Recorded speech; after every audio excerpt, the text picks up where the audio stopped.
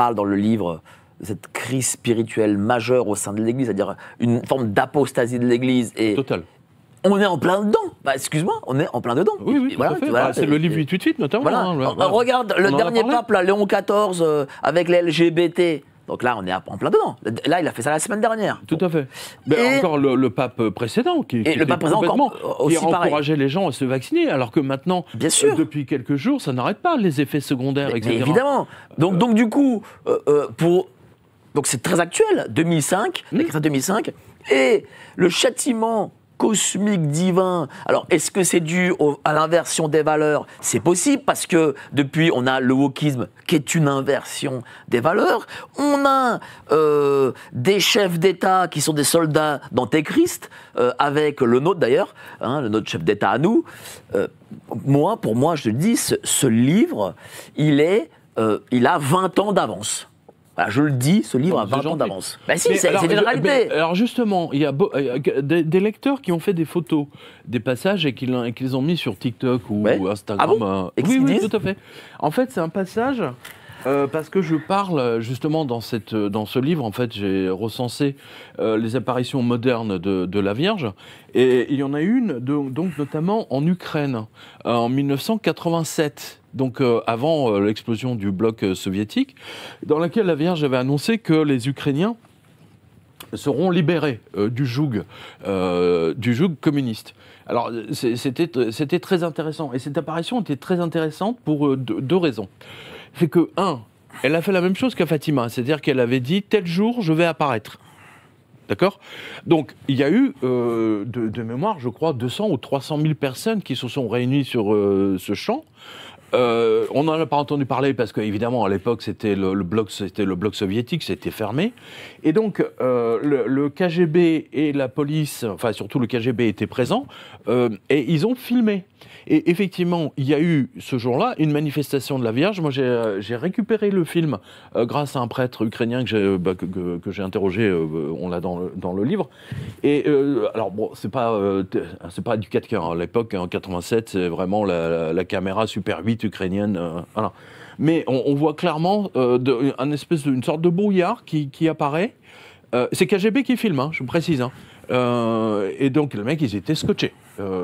Et le brouillard, en fait, prend la forme d'un corps, et ensuite, on voit que c'est un corps féminin, et donc, qui est là, on voit tous les gens autour, et ça dure, je sais pas, 5-6 minutes, et d'un seul coup, ce brouillard, on est en plein jour, bien sûr, se désagrège et disparaît. Et c'est tout. Moi, j'ai vu la vidéo, je la décris justement. Et puis la consécration de la Russie, c'est quand même très actuel. Et donc Poutine est maintenant devenu, effectivement, il est très je veux dire, l'écrire en 2005, qui en 2005 aurait pu croire que la Russie jouerait un rôle en 2025? J'ai beaucoup insisté là-dessus, en effet. Et d'ailleurs, la Vierge, et le passage donc, qui a beaucoup circulé sur Twitter, etc., c'est le passage où on disant « la paix viendra de l'Ukraine ». Donc déjà, la Vierge dit la paix viendra de l'Ukraine, alors qu'en fait, il n'y avait pas eu de guerre. Il n'y avait rien. Il n'y avait rien. Il n'y avait rien en 2005. Mais voilà, alors que là, on a la guerre en Ukraine. C'est ça qui est fascinant. C'est ça qui est tout à fait extraordinaire. Véritablement. Bon, moi, je ne l'ai pas relu parce que je l'ai écrit, donc, mais là, je l'ai imprimé, etc. Et j'avoue que c'est vrai que c'est effectivement, on ne peut plus... Surtout depuis qu'on sait qu'il y a ces 3 objets ou 2 objets interstellaires là, qui risquent de mettre le chaos, en fait, dans notre système solaire à nous, parce qu'il va passer. Ça va être une comète géante. Ça va être 2 comètes géantes. Et la deuxième... dis-nous. Oui, et la deuxième est, de mémoire, je crois, 10 fois plus grande que la Troya classe. C'est quoi? Cette comète géante, c'est quoi? C'est l'Apocalypse selon Saint Jean? Est-ce que c'est une... Rien. Je veux dire, on a eu des comètes, il y a eu plein de comètes qui sont passées, je dis pas... Oui, mais là, tu me dis géante, ça fait longtemps qu'il n'y en a pas eu des géantes depuis... Ah oui, non, ça c'est là, c'est tout à fait... Donc, est-ce que ça peut être... C'est hors norme, c'est ce que disent tous les astronomes. Moi, je ne suis pas astronome, donc... Est-ce que c'est une façon de refaire Sodome et Gomorrhe en 2025? Oui, il y a un peu de ça. Parce que nous, on est... Moi, j'ai dit une chose. Si on reprenait les textes de Sodome et Gomorrhe et qu'on les mettait en 2025, même à l'époque, là, ils se diraient non, on n'est pas prêt à faire ça. On n'est pas prêt à faire tout ce qui se passe en 2025. Même à l'époque, hein. Franchement. Tout à fait. Non, mais ce qui est intéressant, c'est que le 19 juin 2000, je l'ai mis de côté. Hein, pour, Vas-y. Alors là, c'est le cardinal Ratzinger qui va devenir donc le pape. Hein, qui va, voilà. Donc, lui, le 19 juin 2000, il déclare dans le quotidien italien La Repubblica que Sœur Lucie est une affabulatrice. Alors, question bête, pourquoi avoir attendu 19 ans après la tentative d'assassinat pour révéler le contenu? Tentative d'assassinat de Jean-Paul II, bien entendu. Et qu'a fait Jean-Paul II? La balle qui a été extraite de son corps, il est allé à Fatima et il a demandé à ce que la balle soit enchâssée dans la couronne de la Vierge. Pourquoi? Parce que quand Ali Aqsa lui a tiré dessus, d'accord, en fait, il était en train de se pencher sur une petite fille qui avait la photo de Notre-Dame de Fatima, et il s'est penché pour l'embrasser. Et c'est ça qui lui a, en grosso modo, on va dire, sauvé la vie. Sinon, c'est un peu comme Trump. Hein, voilà, c'est l'idée. Il y a quelque chose aussi dans le livre qui est très prémonitoire, c'est l'infiltration diabolique au sein de l'Église. Et pourquoi je dis que c'est très prémonitoire? Parce que les passages où tu l'écris, pour moi, c'est d'abord l'incendie de Notre-Dame, et ensuite, tout à fait. Et ensuite toute la symbolique franc-mac, sataniste et tout de Notre-Dame, et c'est écrit encore en 2005. Moi, je rappelle que Mme Macron voulait transformer la nef de Notre-Dame en pénis géant avec 2 boules.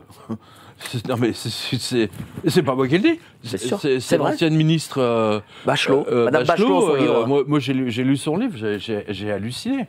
Moi, je suis pas surpris, mais attention, il faut mettre en parallèle de Notre-Dame, parce que ça fait quand même 10 ans que ça dure, toutes les églises qui brûlent. C'est vrai. Et pas qu'en France. Pas qu'en France, surtout en Angleterre, aux États-Unis. Surtout en France. Hein. Mais en Italie, en Espagne, au Portugal, partout. C'est véritablement une sorte de destruction en règle de tous les objets, statues sacrés. Je veux dire, il y a une semaine, je ne sais plus quelle statue de la Vierge a été explosée à coups de marteau dans une petite église en province. Je veux dire, c'est toutes les semaines. Est-ce qu'on sait quelles sont ces forces démoniaques? Non. Alors, paradoxalement, c'est une très bonne question. Paradoxalement, la police française refuse de communiquer là-dessus. C'est-à-dire quand ils en chopent un ou deux, ou même une dizaine, et en fait, ils communiquent jamais là-dessus. Pourtant, il y a des caméras quand même. Je veux dire, il y a un certain nombre. Hein. Je vais juste refaire la parenthèse de Jean-Paul II, parce que j'ai récupéré son interview qu'il avait donnée en Allemagne en novembre 1980. Ah, voilà. Donc c'était dans la revue Stimme des Glaubens, la voix des croyants. Et donc la question du journaliste, et le 3e secret de Fatima, il aurait dû être révélé en 1960, hein, monsieur le pape. Et Jean-Paul II dit, vu le sérieux de son contenu, mes prédécesseurs ont diplomatiquement choisi de reporter sa publication pour ne pas encourager les puissances communistes à faire certains mouvements. D'un autre côté, la suite devrait suffire à tous les chrétiens.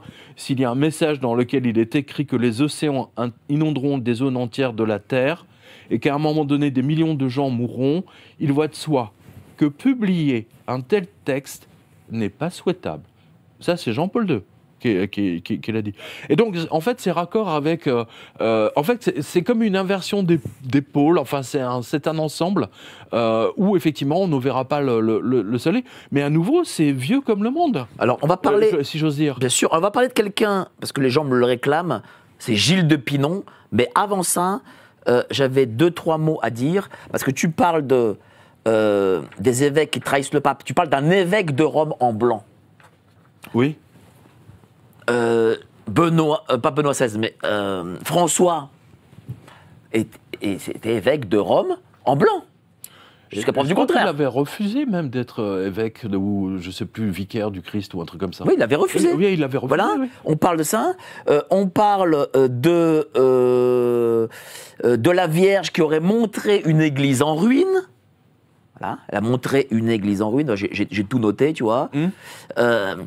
Moi, je te le dis, j'ai vu, dans un texte de 2005, avec des démons sous forme humaine semant le chaos, voilà, ça c'est dans ton livre, j'ai vu Ah bah ça, 2005. pour semer le chaos en ce moment, Ce qui se passe en 2025. C'est tout Voilà. à fait extraordinaire. L'évêque en blanc, Oui, tout à fait. la Vierge qui voit une église Ouais. en ruine, des hommes qui sèment le chaos. Moi, je vois Notre-Dame, je vois Macron, Édouard Philippe et compagnie, des mondialistes. Non, mais ce qui est extraordinaire, c'est... je donne un exemple typique à nos spectateurs. J'ai vu passer, il y a 2 jours, alors c'est un petit village, je n'ai pas retenu le nom malheureusement, une église, c'est une église Saint-Pierre, une petite église qui date, je sais pas, du XIIIe ou du XIVe, et la municipalité donc veut la détruire. Alors, c'est ces mêmes municipalités qui détruisent des églises, en fait, qui attendent juste le bon prétexte, en fait, n'hésitent pas à donner des budgets pour l'accueil de migrants, musulmans, effectivement, qui sortent d'asile psychiatrique qu'on a récupéré de Dieu seul sait où. Hein. C'est ça qui est extraordinaire. Et ça, on le voit maintenant de partout. Les églises sont détruites. En Angleterre, elles sont transformées en boîtes de nuit ou carrément vendues comme bien immobilier et donc transformées en immeubles, enfin en immeubles d'habitation. Enfin, c'est tout à fait étonnant. Et ça rejoint ce que... Mais comment en 2005... Ce que la Vierge a dit à la Salette. Oui, mais comment en 2005 on peut prévoir ça? Quand on écrit un texte comme ça, est-ce qu'on se dit 20 ans, dans 20 ans, c'est ce qui arrivera? Moi, je ne pouvais pas savoir que ce livre serait aussi pointu et à jour en 20 ans plus tard. Je ne pouvais pas le savoir. Mais c'est vraiment la passion. C'est le livre des enquêtes sur l'existence des anges gardiens qui m'a mis littéralement sur la piste. Et c'est surtout les problèmes avec le soleil. Je veux dire, on parle régulièrement des explosions du soleil. Mais bon, moi, tiens, j'ai mis de côté. Vas-y. Voilà. En ce qui concerne l'apparition de la Vierge, donc qui a été au Japon. C'est quand même pas fréquent. Surtout au Japon. Surtout au Japon, voilà. Ils ne sont pas nombreux, les cathos, là-bas. Non. Et donc, voilà ce qu'elle a dit le 13 octobre 1973. Alors, c'est la fête de Fatima, de l'apparition de Fatima, attention. Ma chère fille, écoute ce que j'ai comme je te l'ai dit, si les hommes ne se repentent pas et ne s'améliorent pas, le Père éternel va infliger une terrible punition à toute l'humanité. Ce sera une punition plus grande que le déluge, comme on n'en a encore jamais vu. Le feu, donc tombera du ciel, donc j'imagine le soleil ou une comète, j'en sais rien, enfin bon, bref, et détruira une grande partie de l'humanité, n'épargnant personne. Les survivants se trouveront si épouvantés qu'ils en envieront les morts. Et qu'ils en envieront les morts, c'est un passage qui renvoie directement au texte de l'Apocalypse de Jean. Voilà. Et j'ai trouvé ça mais complètement fascinant. Et on a eu ensuite, elle a redit la même chose dans une apparition en Espagne, à Garabandal, où il y a eu un miracle qui a été filmé, vous le retrouverez sur YouTube.